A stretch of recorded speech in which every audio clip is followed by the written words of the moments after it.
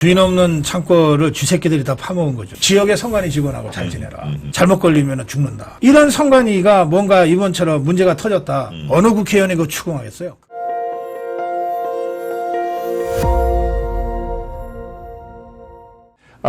야, 이런 직장도 있구나라는 여러분들이, 야, 세상에 정말 아주, 이렇게 편하게 사는 아주 족속들이 넘쳐나고 있구나라고 많이 생각을 할 텐데요. 예, 이른바 선관위의 채용 특혜 논란. 예, 오늘 제 아침 방송에도 말씀을 드렸습니다만 정말 일파만파로, 예, 번지고 있습니다. 선관위가 저 정도까지, 예, 이렇게 허술하게 운영될지는 몰랐다라고, 저도 사실 굉장히 제 상식을 벗어난 예, 충격적인 사건인데 우리 고 박사님은 어떤 시각으로 이를 지켜보고 계셨는지요? 한번 청해 듣도록 하겠습니다. 예, 이 주인 없는 창고를 쥐새끼들이 다 파먹은 거죠. 그렇죠. 예. 주인이 없는 조직이에요. 이 선관위원장은 5부 요인 중에 하나입니다. 네. 국가서열로 대통령부터 시작하면 국가서열 6위에 해당되는 높은 자리인데 황당하게도 이 선관위원장은 비상근입니다. 네. 그렇죠. 뭐 일종의 명예직 같은 거예요. 그리고 대법관들이 돌아가면서. 그렇습니다. 네. 그러니까 대법관 하나 딱 내세워 놓고 또 국가기관이라고 헌법기관이라고 하는 겁니다. 그래서 5부 요인 중에 하나인 겁니다. 헌법기관이라는 애하고 떡 내세워 놓고 실제로는 둘러 앉아가지고 지게들끼리 사무총장이 제일 높아요. 장관급. 사무총장 이하 한 3,000명 되는 이 쥐새끼들이 지그들 곳간 파먹고 있다가 들킨 거예요. 그런데 이게 겉으로는 선거를 관리하는 기관이고 헌법기관이고 대법관이 위원장이고 그렇죠. 그러니까 방탄치기가 너무 쉬웠던 거예요. 더구나 이건 저는 국회의원들 진짜 비겁하다고 생각합니다. 선관위에 잘못 보이면은 큰일 나거든요. 네. 제가 이제 한 40년 정치평론하고 또 정치판 현장 취재하면서 그런 경우를 여러 번 봤어요. 선관위 직원이 별거 아니에요. 뭐 7급, 8급 되는 그 선관위 직원이 네. 저 후보 좀 내가 좀 손 좀 봐야 되겠다 그러면요. 잠입합니다. 잠입. 아하. 그러니까 어떻게 잠입하냐. 이게 선거판이 벌어지면 캠프에 수십 명, 수백 명이 왔다 갔다 그렇습니다. 하잖아요. 그 캠프에 하루 종일 앉아 있는 거예요. 선관위 직원인 걸 다 알죠. 하루 종일 앉아 있어요. 그러면 네. 아니 이제 선거하다 보면 막 때도 놓치고 그러잖아요. 그렇습니다. 그러면 예. 어디 저 구석진 데서는 뭐 라면을 끓이기도 하고 누가 아주머니가 봉사하는 분들이 밥 이만큼 푸고 김치 이만큼 파고 아파서 이거 드시고 그러잖아요. 그렇죠. 이거 선거법 걸리면 다 걸려요. 전부 다 향응 제공이고 뭐고 이게 밥값이 얼마로 계산되고 이렇게 되는 거예요. 그렇죠. 후보자 측에서 제공한 거니까. 그렇죠. 그러니까 그러고 앉아 있으면 그냥 선거 캠프는 문 닫아야 돼요. 그러니까 이게 진짜 염라대왕인 거예요. 우리 일반 국민들은 선거를 직접 치르지 않기 때문에 선관위 직원이 어떤 사람들인지를 몰라요. 그렇겠죠. 그런데 네. 실제로 선거를 치르는 사람들은요. 선관위 직원이 오면 떴다 그러면 완전 염라대왕 뜬 거예요. 저승사자 뜬 거라고. 네. 제가 선거 때 또는 선거가 이제 다가오면 네.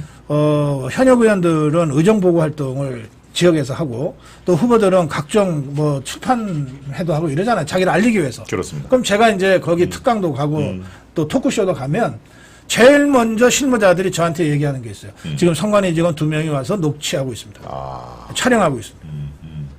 아니 저는 그 사람들이 있든 없든 선거법에 안 걸리게 하니까 문제는 없는데 예. 근데 일단 그렇게 해서 감시받고 있다 그러면 아니 하고 싶은 말도 주춤주춤하게 되고 그러잖아요. 당연히 위축이 되죠. 아니 이런 식이기 때문에 그래서 국회의원 선거에 출마하겠다는 거 나오면 우선 선관위 직원하고 잘 지내라 이렇게 되는 거예요. 예? 지역의 선관위 직원하고 잘 지내라.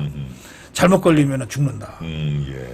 그러면 이런 선관위가 뭔가 이번처럼 문제가 터졌다. 어느 국회의원이 그거 추궁하겠어요? 그렇겠죠. 불과 2, 3년 후면은 자기가 문제가 생긴 선관위 위원 직원은 야단을 쳐서 쫓아낼 수 있지만 다른 선관위 직원 3,000명을 다 쫓아낼 수는 없잖아요. 그렇습니다. 그럼 이것들이 가만히 있겠어요? 그렇죠. 보복을 하겠죠. 네. 그러니까 국회가 꼼짝달싹 못했던 거예요. 선출직들이 전부 다. 이게 먹이 사슬이 그렇게 연결이 되는군요. 네. 네. 근데 국회가 가만히 있는데 경찰이 검찰이 괜히 헌법기관이라고 문도 안 열어주는데 선관위 수석 해갖고서 수사할 수 있습니까? 이래서 이것들이 수십 년 동안 딱 자기네 뒤주 장막 쳐놓고 거기서 다 지것들이 갉아먹고 있었던 거예요. 그렇군요. 이게 국회에서도 뭐 수수 방관까지는 아니지만 국회에서 선관위를 질타하는 목소리 여러분 잘 기억을 하시면은 우리가 별로 들어본 적이 없습니다. 예, 그런 관계, 이 갑과 을의 관계가 거기서도 증명이 되는군요. 선거에 관련된 이 선거에 관한한 선관위 직원들이 갑의 위치에 올라갈 수밖에 없는 말씀을 들으니까 그런 측면이 참 자 이게 아들 딸들을 특혜 채용한 것까지 우리가 지켜봐야 되고 그 지방에 있는 또 아들 딸들을 또 서울로 또 불려옵니다. 그 최종 결정권자가 사무총장이었다는 거 아닙니까? 물론 사무총장 박찬진 사무차장 이거는 사표를 내고 지금 이틀 전에 사표를 냈습니다만은 사표를 내는 거 사표를 수리하면은 오히려 안전하게 퇴로를 열어준 꼴 아닙니까? 그럼요. 이게 도대체 이게 무슨 복마전입니까? 우리 도대체? 보통의 공무원들은 네. 이런 식으로 해서 비위 혐의가 드러나면요. 네. 사표를 내도 수리를 안 해요. 당연하겠죠. 기다려라고 기다려라. 기다리라고 그러죠. 맞습니다. 그래서 징계 절차에 따라서 처리한다. 그 징계가 예컨대 해임 그러면 퇴직금 25% 삭감. 네.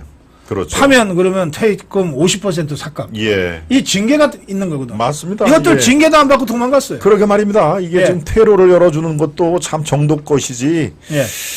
지금 말씀하신 것처럼 이 두 사람 뭐 대표적인 게 이 상임위원장, 선관위원장은 뭐 대법관 출신의 노태학은 뭐 그렇다고 치더라도 뭐 오늘 이 쫓겨 국민들께 심려를 끼쳐드려 죄송합니다 사과문을 냈던데 주역으로 꼽던 사무총장은 사표 내고 그걸로 끝입니다. 이 송영길과 윤관석이 탈당을 한 상태에서 당내 진상조사를 못하는 거하고 지금 상황이 아주 비슷한 거죠. 비슷하죠. 네.